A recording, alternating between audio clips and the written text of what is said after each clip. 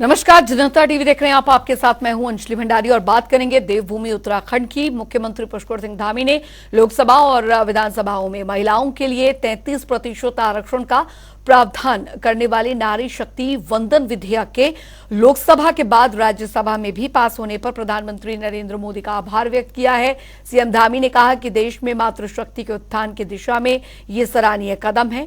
वहीं प्रदेश की मातृशक्ति की ओर से प्रधानमंत्री नरेंद्र मोदी का इसके लिए आभार। प्रधानमंत्री जी का मैं देवभूमि उत्तराखंड की तरफ से, मातृशक्ति की तरफ से, उत्तराखंड वासियों की तरफ से उनका आभार व्यक्त करता हूं कि देश के आज़ादी के बाद मातृशक्ति के उत्थान के लिए उन्होंने ऐतिहासिक काम किया है। निश्चित रूप से हमारी मातृशक्ति को, माताओं बहनों को अब हर क्षेत्र में आगे आने का अवसर मिलेगा। ये अपने आप में ऐतिहासिक निर्णय है। इसके लिए माननीय प्रधानमंत्री जी का हृदय से अभिनंदन है। उधर धामी सरकार इन दिनों दरअसल उत्तराखंड में लोकायुक्त की नियुक्ति की तैयारियों में जुटी है और इसी कड़ी में सीएम आवास पर मुख्यमंत्री पुष्कर सिंह धामी की अध्यक्षता में बैठक की गई, जिसमें कि चयन समिति के साथ जरूरी चर्चा की गई। सीएम धामी ने बताया कि बैठक में सभी पहलुओं पर चर्चा की गई है और जल्द ही सर्च कमेटी का भी गठन किया जाएगा। अभी प्रारंभिक रूप से जो उसकी प्रक्रिया है, उस प्रक्रिया के तहत बैठक हुई है और सभी पहलुओं पर उस पर आज चर्चा हुई है। जल्दी ही जो है उस पर हम लोग अंतिम कार्य योजना और उसकी चयन की जो प्रक्रिया है, उसकी सर्च कमेटी है, उसका गठन कर लिया जाएगा। रुक करेंगे इस बीच आ रही एक बड़ी खबर की और बड़ी जानकारी देहरादून से आ रही है। बड़ी खबर, बड़ी जानकारी देहरादून से। पारसीदास ने ली शपथ। जी हां, स्पीकर रितु खंडूरी ने शपथ दिलाई है, तो पद एवं गोपनीयता की शपथ दिलाई है। ये इस वक्त की बड़ी खबर आपको बता रहे हैं, तस्वीरें हम आपको दिखा रहे हैं। तो पद और गोपनीयता की शपथ, देहरादून से बड़ी खबर। पार्वतीदास ने ली शपथ। तो सीएम धामी शपथ ग्रहण समारोह में मौजूद रहे। विधानसभा में शपथ ग्रहण समारोह का ये आयोजन जो है किया गया। पार्वतीदास ने शपथ ग्रहण की है, तो स्पीकर रितु खंडूरी ने उन्हें शपथ दिलाई है। ये इस वक्त की बड़ी खबर आपको बता रहे हैं। तो बागेश्वर की नवनिर्वाचित विधायक हैं पार्वतीदास, जिन्होंने पद की शपथ ली है। सीएम धामी भी शपथ ग्रहण में मौजूद रहे।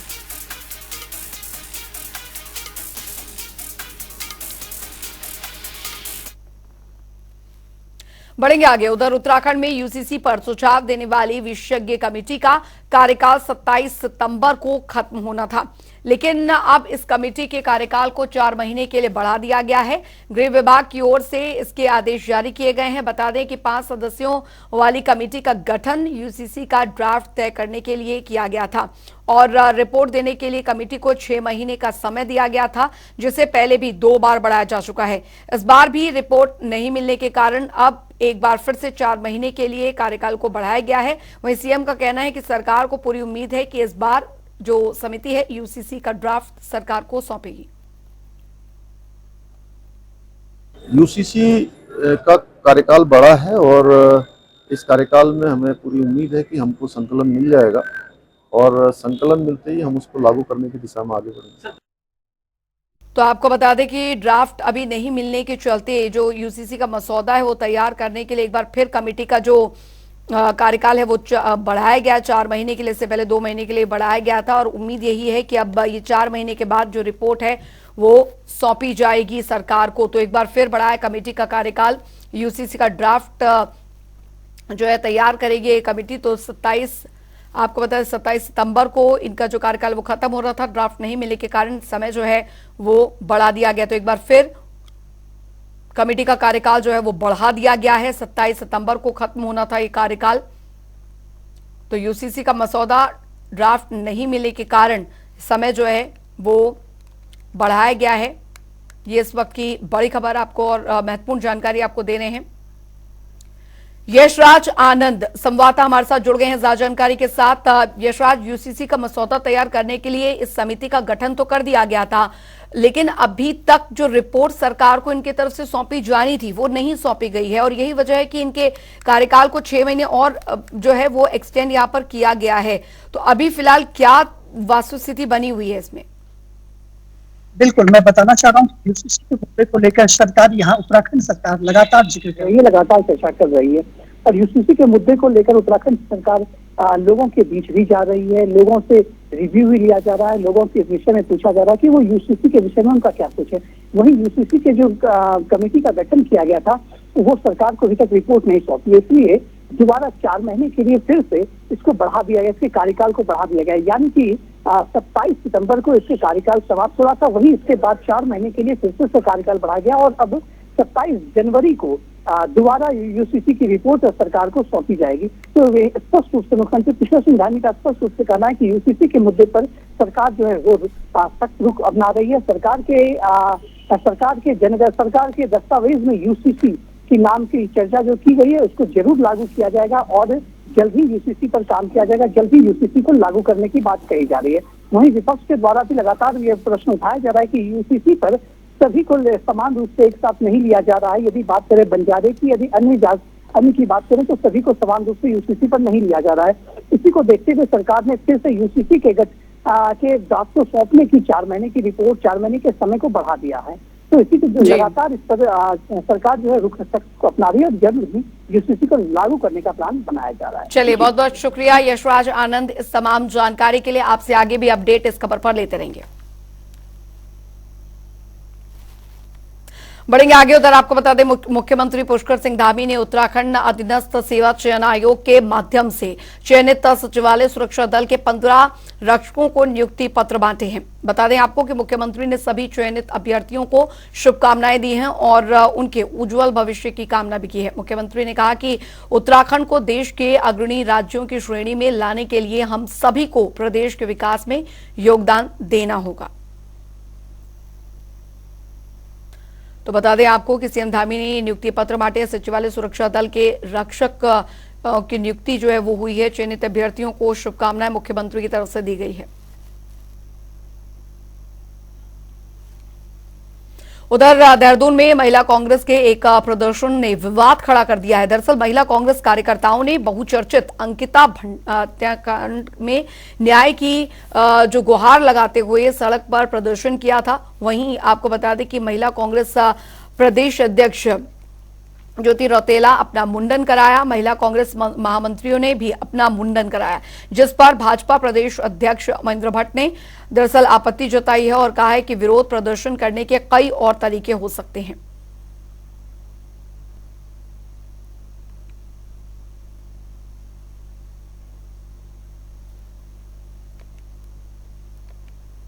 देखिए, किसी भी विपक्ष को अपने विषय रखने का नैतिक अधिकार है।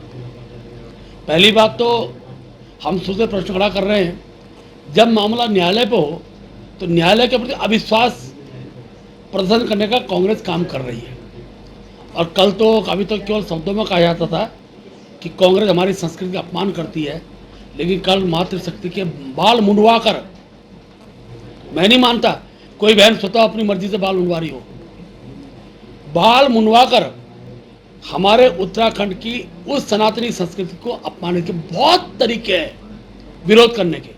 उपवास हो सकता है, धरना हो सकता है, गिरफ्तारियां हो सकती हैं, लेकिन देवभूमि के अंदर मुंडन करके मातृशक्ति का अपमान करने का काम भी कांग्रेस के लोगों ने किया है, जिन्होंने उनको राय दी, जिन्होंने उनको प्रेशर दिया।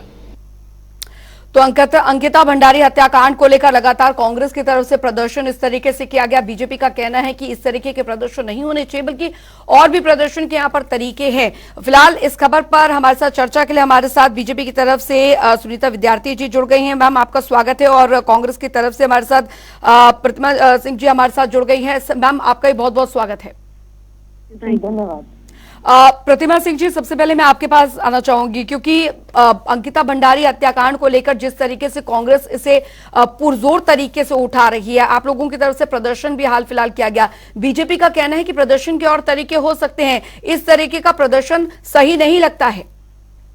देखिए, अभी मैं भारतीय जनता पार्टी के प्रदेश अध्यक्ष का बयान सुन रही थी। उन्होंने कहा कि ये जो है महिलाओं का अपमान है, इन्होंने कहा कि सनातन धर्म का अपमान है। मैं ये इनको कहना चाहूंगी कि उनके लिए महिलाओं का अपमान तब नहीं होता जब 2 युवतियों को मणिपुर में निर्वस्त्र करके उनकी परेड कराई जाती है। इनके लिए महिलाओं का अपमान तब नहीं होता जब हाथरस में सामूहिक बलात्कार 19 साल की दलित महिला का हो जाता है और उस बच्ची को रातों रात डीजल जला के जो है आग लगा के उसको मार दिया जाता है, जो ऑलरेडी मरी थी उसका अंतिम संस्कार कर दिया जाता है। इनके लिए महिला का अपमान तब नहीं होता जब कठुआ में 8 साल की बच्ची का सामूहिक बलात्कार हो जाता है और इनके ही लोग बलात्कारी के फेवर में जो है रैलियां निकालते हैं। इनका अपमान तब नहीं होता इनके लिए महिलाओं का अपमान, जबकि एक प्रेग्नेंट वुमेन जिसका सामूहिक बलात्कार हुआ, बिल्किस बानो की अगर मैं बात करूं, और उनके आरोपियों को इन्होंने बरी करवाने का कार्य किया। और सनातन धर्म की ये बात करते हैं, सनातन धर्म में ये कह रहे हैं कि महिलाएं मुंडन नहीं करा सकती। क्या सनातन धर्म में जो रेप का कल्चर है, जो बलात्कार का कल्चर है, क्या वो सनातन धर्म अलाउ करता है? तो मुझे लगता है भारतीय जनता पार्टी ने कभी भी महिलाओं का सम्मान नहीं किया। और इनसे आप महिलाओं की देखिए, इनसे महिलाओं के सम्मान की आप उम्मीद भी नहीं कर सकते, क्योंकि ये तो मोदी भक्त हैं। और जब मोदी जी ही दूसरी महिलाओं के बारे में अपशब्द कहते हैं, एक विधवा को कांग्रेस की विधवा कहते हैं, एक विधवा महिला को जर्सी गाय कह के पुकारते हैं, किसी की वाइफ को 500 रुपए की गर्लफ्रेंड, 500 करोड़ की गर्लफ्रेंड बुलाते हैं, तो मुझे लगता है कि फिर ऐसे लोगों से महिला सम्मान की बातें आप कभी भी इनसे उम्मीद नहीं रख सकते। बिल्कुल लौटूंगी मैम आपके पास। सुनीता विद्यार्थी जी, कांग्रेस का कहना है कि महिला सम्मान की सिर्फ बातें करने से कुछ नहीं होता। आप लोगों ने किया क्या? हम तो प्रदर्शन यहाँ पर कर रहे हैं, प्रदर्शन का तरीका वो हमने यहाँ पर फैसला लिया है उसका, लेकिन प्रदेश में महिलाओं की सुरक्षा को लेकर बीजेपी ने क्या करके दिखाया है, पहले बीजेपी को वो बताना चाहिए। देखिए, मुझे लगता है कि आप सब लोगों को जो है इस बात से अपडेट रहना चाहिए। भारतीय जनता पार्टी हर जगह पे महिलाओं के सशक्तिकरण के लिए जिस प्रकार से लगातार काम कर रही है, अब 9 वर्षों में जो आंकड़े आपके सामने हैं, हम आप खुलकर बता सकते हैं कि कितने कंट्रोल यहाँ पे हुए हैं। लेकिन जिस प्रकार से यहाँ पे जो कांग्रेस नेताओं ने खाली अपने आप को न्यूज चैनल में चमकाने के लिए जो ये हरकत करी है, मैं कहूंगी कि एक घृणित कार्य उनके द्वारा जो ये मुंडन का किया गया है, ये हमारी भारतीय संस्कृति और सनातन संस्कृति तो बिल्कुल भी अलाउ नहीं करती। मुझे तो उन पर दया आ रही है कि किस नेता के बहकावे पे, क्योंकि इनके नेताओं के तो करियर खत्म हो चुके हैं और उनके जो वर्चस्व है वो खत्म हो चुके हैं। उन्होंने मेरी उन कांग्रेस की बहनों को कैसे प्रेशराइज करके उनको ये कार्य करने पर मजबूर किया, और ये प्रदेश की जनता जो है सब देख रही है। जहां तक अभी इन्होंने केस गिनाए यहाँ पे, देखिए मणिपुर की जब बात हुई, हमने उसका पुरजोर विरोध किया और इन्होंने तो बदला लिया राजस्थान में महिलाओं को नग्न घुमाकर उसके बदले में, और एक बार नहीं 10 बार इन्होंने राजस्थान में ऐसा किया। गहलोत सरकार में कंटिन्यूसली 3 साल से राजस्थान रेप केसेस में टॉप कर रहा है। मैडम, ये चीजें जो है, अगर आप गूगल में rape state of India type करेंगे तो मैं बताना चाहती हूँ पूरे देश को कि the state of Rajasthan reported. लेकिन उत्तराखंड में मैम, उत्तराखंड में अंकिता भंडारी को अभी तक न्याय नहीं मिल पाया। कांग्रेस का तो ये भी कहना है यहाँ पर कि अब तक क्यों यहाँ पर पूरी तरीके से कार्रवाई जो मुख्य आरोपी है उस पर नहीं की गई है, तभी तो कांग्रेस को सड़कों पर उतरने की यहाँ पर कोशिश यहाँ पर करनी पड़ी है। बातों का जवाब देखिए, ऐसा है, जो मुख्य आरोपी हैं, जो अपराधी जिन पर केस चल रहा है, कानूनी प्रक्रियाएं चल रही है, प्रतिमा जी खुद एक लॉ की कैंडिडेट है, वो अच्छे से जानती है। अगर इनको कानून पर भरोसा नहीं है, मैं जानती हूँ इन्होंने ये जो सारा ड्रामा किया है, ये लॉ के ऊपर क्वेश्चन खड़ा किया है कि हमें अभी तक जो है उसका जो न्याय क्यों नहीं मिल पा रहा है, और हम भी चाहते हैं जल्दी से जल्दी न्याय मिले। लेकिन इस तरीके के राजनीतिक हथकंडे अपनाना जो शोभा नहीं देते हैं, कहां तक जायज है? इनके यूथ विंग के सचिव ने गैंगरेप किया नाबालिग बच्ची के साथ क्लेमेंट टाउन में, इन्होंने तब सर क्यों नहीं मुंडवाया? वो क्यों नहीं रहेंगी जब यहाँ पे कांग्रेस सरकार में छोटी छोटी बच्चियों के रेप होते थे, तब कहाँ थे ये सुनहरे बालों वाली महिलाएं? ये शर्म की बात है कि महिलाएं इस गर्त में गिर रही हैं, और कांग्रेस नेताओं ने सभी महिलाओं का जो है वो शर्म से सिर नीचा कर दिया है। राजनीति का एक कैरेक्टर होता है, लेकिन इन्होंने हर कैरेक्टर को जो है खत्म कर दिया, और हर कैरेक्टर पर आज जो है शर्म आ रही है लोगों को। ठीक, बहुत बहुत शुक्रिया सुनीता विद्यार्थी जी आपका, और हमारे साथ कांग्रेस की तरफ से प्रतिमा सिंह जी जुड़ी हुई थी। आपका भी बहुत बहुत शुक्रिया इस चर्चा में शामिल होने के लिए। तो महिला कांग्रेस के प्रदर्शन को लेकर अब बीजेपी का कहना है कि प्रदर्शन के और भी तरीके हो सकते थे जिसके जरिए प्रदर्शन यहां पर किया जा सकता था, लेकिन इस तरीके से प्रदर्शन जो है समाज में संदेश नहीं देता। वहीं दूसरी तरफ कांग्रेस का कहना है कि अंकिता भंडारी हत्याकांड में अभी तक वर्तमान सरकार का जो रवैया, ढुलमुल रवैया रहा है, वो ये बताता है कि प्रदेश में महिलाओं की सुरक्षा को लेकर जो प्रदेश सरकार है वो कितनी सजग है। उधर आपको बता दें कि हरिद्वार में श्री चंद भगवान की जयंती पर शोभा यात्रा निकाली गई जिसमें योग गुरु बाबा रामदेव ने भी हिस्सा लिया। वहीं एक बार फिर से उन्होंने सनातन पर बयानबाजी करने वाले नेताओं पर निशाना साधा है, साथ ही चेतावनी भी दी है। उन्होंने कहा है कि सनातन धर्म को समाप्त करने वालों का 2024 में मोक्ष हो जाएगा। उन्होंने कहा कि सनातन धर्म में किसी भी तरह का जातिवाद नहीं है। शास्त्रों में जाति का वर्णन गुण और कर्मों के आधार पर किया गया है, लेकिन कुछ लोगों ने शास्त्रों में वर्णित शब्दों का गलत ढंग से इस्तेमाल किया है।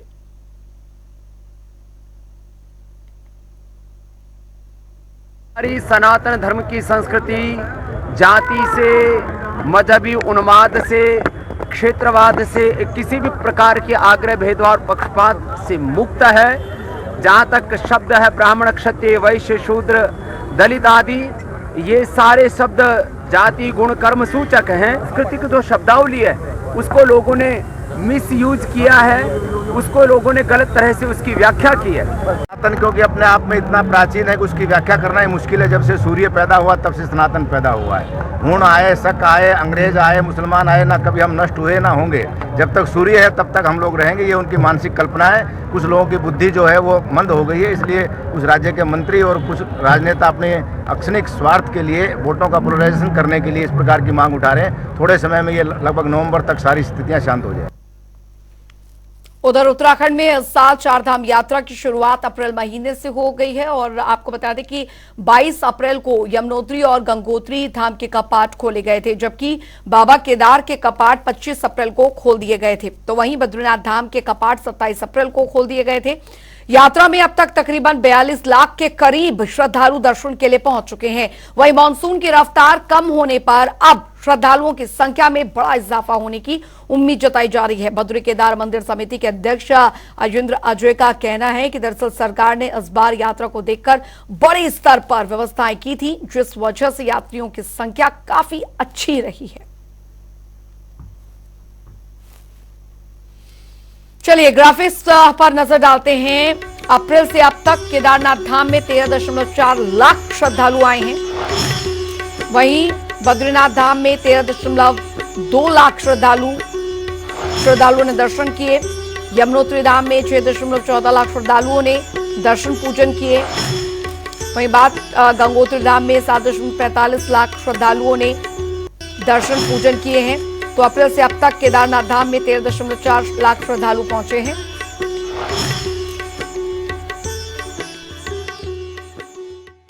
देखिए, इस वर्ष धामों के कपाट अप्रैल माह के अंतिम सप्ताह में श्रद्धालुओं के लिए खोल दिए गए थे और जो पीक सीजन होता है मई जून में, उसमें श्रद्धालुओं की संख्या का एक नया रिकॉर्ड कायम हुआ है। अभी कपाट बंद होने में लगभग 2 माह का समय शेष है।